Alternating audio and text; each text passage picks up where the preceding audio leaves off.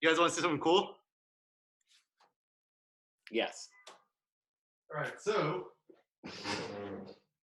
I love your ripped outfit. Oh yeah, this do you like my hole here? Yeah.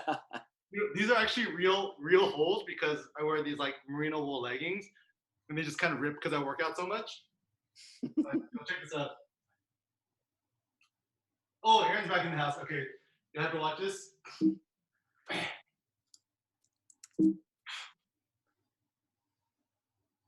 Whoa.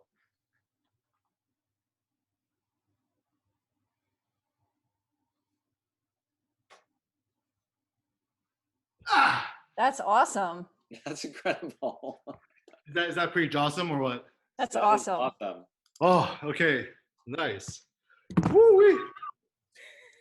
So essentially, what that is it's they call this a pseudo planche. I think gymnasts do this, but I've just been trying to do more like my thought on fitness actually during quarantine is that like it's like you're trying to do a cool skateboarding move, like being able to do that move. It's kind of like there's no real functional purpose behind it, but it just looks kind of cool. Yeah, sure. Yeah. Well, like to what your point is that like workout is play.